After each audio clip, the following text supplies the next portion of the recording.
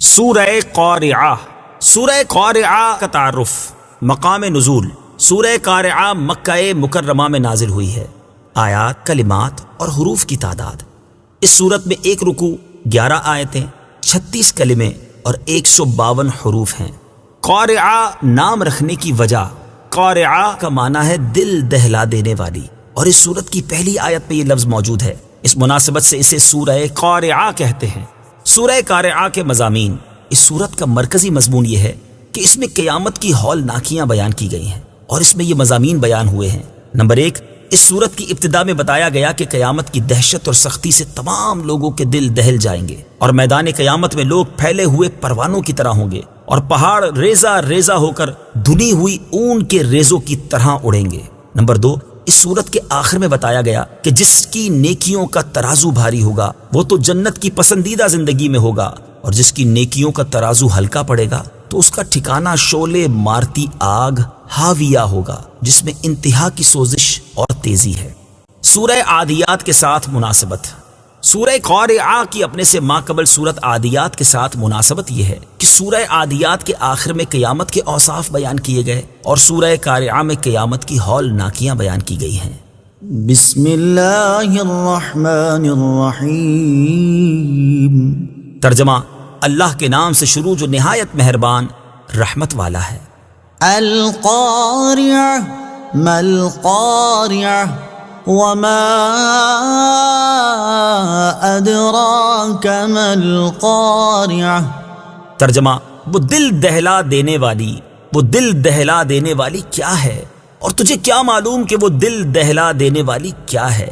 القارعہ، وہ دل دہلا دینے والی، تفسیر صراط الجنان میں ہے، قارعہ قیامت کے ناموں میں سے ایک نام ہے، اور اس کا یہ نام اس لیے رکھا گیا کہ اس کی دہشت، ہولناکی اور سختی سے تمام انسانوں کے دل دہل جائیں گے۔ اور بعض مفسرین فرماتے ہیں کہ حضرت اسرافیل علیہ الصلوۃ والسلام کی آواز کی وجہ سے قیامت کو قارعہ کہتے ہیں، کیونکہ جب وہ سور میں پھونک ماریں گے تو ان کی پھونک کی آواز کی شدت سے تمام مخلوق مر جائے گی۔ وما ادراک ما القارعہ، اور تجھے کیا معلوم کہ وہ دل دہلا دینے والی کیا ہے۔ تفسیر صراط الجنان میں ہے، علامہ احمد ساوی رحمۃ اللہ تعالی علیہ فرماتے ہیں، اس آیت کا معنی یہ ہے کہ اے حبیب صلی اللہ تعالی علیہ وآلہ وسلم، آپ قیامت کی ہولناکی، شدت اور دہشت کو ہماری طرف سے آنے والی وحی کے ذریعے ہی جان سکتے ہیں۔ تو یہاں وحی کے بغیر قیامت کی ہولناکی کے علم کی نفی ہے، نہ کہ مطلق علم کی نفی ہے۔ یوم یکون الناس کالفراش المبثوث۔ ترجمہ، جس دن آدمی پھیلے ہوئے پروانوں کی طرح ہوں گے۔ یوم یکون الناس کالفراش المبثوث، جس دن آدمی پھیلے ہوئے پروانوں کی طرح ہوں گے۔ تفسیر صراط الجنان میں ہے، یعنی جس طرح پروانے شعلے پر گرتے وقت منتشر ہوتے ہیں، اور ان کے لیے کوئی ایک جہت معین نہیں ہوتی، بلکہ ہر ایک دوسرے کے خلاف جہت سے جاتا ہے۔ یہی حال قیامت کے دن مخلوق کے انتشار کا ہوگا کہ جب انہیں قبروں سے اٹھایا جائے گا تو وہ پھیلے ہوئے پروانوں کی طرح منتشر ہوں گے، اور ہر ایک دوسرے کے خلاف جہت کی طرف جا رہا ہوگا۔ یاد رہے کہ اس آیت میں قبروں سے اٹھتے وقت مخلوق کے انتشار کو پھیلے ہوئے پروانوں کے ساتھ تشبیہ دی گئی ہے، جبکہ ان آیات یوم یدعو الداعی الی شیء نکر خش عن ابصارهم یخرجون من الاجداث کأنهم جراد منتشر۔ ترجمہ، جس دن پکارنے والا ایک سخت انجان بات کی طرف بلائے گا تو ان کی آنکھیں نیچے جھکی ہوئی ہوں گی، اس حال میں قبروں سے نکلیں گے گویا وہ پھیلی ہوئی ٹڈیاں ہیں۔ میں مخلوق کی کثرت کی وجہ سے انہیں پھیلی ہوئی ٹڈیوں سے تشبیہ دی گئی ہے۔ وَتَكُونُ الْجِبَالُ كَالْعِهْنِ الْمَنفُوشِ۔ ترجمہ، اور پہاڑ رنگ برنگی دھنکی ہوئی اون کی طرح ہو جائیں گے۔ وَتَكُونُ الْجِبَالُ كَالْعِهْنِ الْمَنفُوشِ۔ اور پہاڑ رنگ برنگی دھنکی ہوئی اون کی طرح ہو جائیں گے۔ تفسیر صراط الجنان میں ہے، یعنی دل دہلا دینے والی قیامت کی ہولناکی اور دہشت سے بلند و بالا اور مضبوط ترین پہاڑوں کا یہ حال ہوگا کہ وہ ریزہ ریزہ ہو کر ہوا میں اس طرح اڑتے پھریں گے جس طرح رنگ برنگی اون کے ریزے دھنتے وقت ہوا میں اڑتے ہیں، تو اس وقت کمزور انسان کا حال کیا ہوگا؟ فَأَمَّا مَن ثَقُلَتْ مَوَازِينُهُ فَهُوَ فِي عِيشَةٍ رَاضِيَةٍ وَأَمَّا مَنْ خَفَّتْ مَوَازِينُهُ فَأُمُّهُ هَاوِيَةٌ وَمَا أَدْرَاكَ مَا هِيَهْ نار حامیہ۔ ترجمہ، تو بہرحال جس کے ترازو بھاری ہوں گے وہ تو پسندیدہ زندگی میں ہوگا، اور بہرحال جس کے ترازو ہلکے پڑیں گے تو اس کا ٹھکانہ ہاویہ ہوگا۔ اور تجھے کیا معلوم کہ وہ کیا ہے؟ ایک شعلے مارتی آگ ہے۔ فَأَمَّا مَن ثَقُلَتْ مَوَازِينُهُ، تو بہرحال جس کے ترازو بھاری ہوں گے۔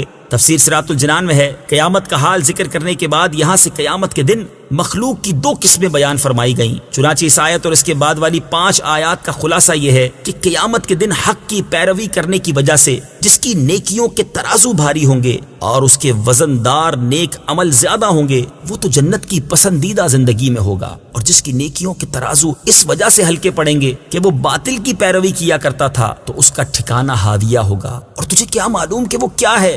وہ ایک شعلے مارتی آگ ہے جس میں انتہا کی سوزش اور تیزی ہے۔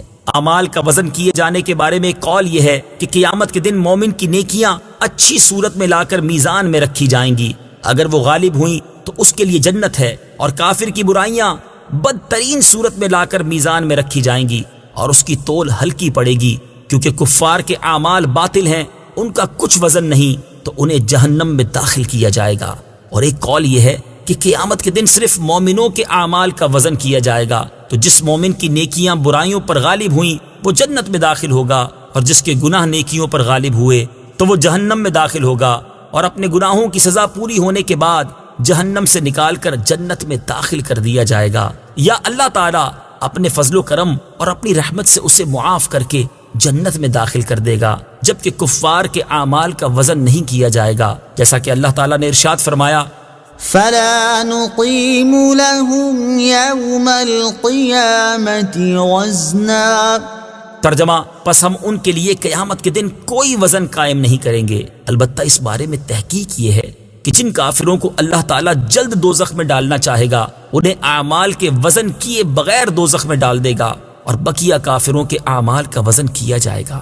اسی طرح بعض مسلمانوں کو اللہ تعالیٰ اعمال کا وزن کیے بغیر بے حساب جنت میں داخل کر دے گا۔ یہاں یہ بات ذہن نشین رہے، نمبر 1، قیامت کے دن میزان قائم کیا جانا اور اعمال کا وزن ہونا حق ہے۔ اللہ تعالیٰ ارشاد فرماتا ہے، وَالْوَزْنُ يَوْمَئِذٍ الْحَقُّ فَمَنْ ثَقُلَتْ مَوَازِينُهُ فَأُولَئِكَ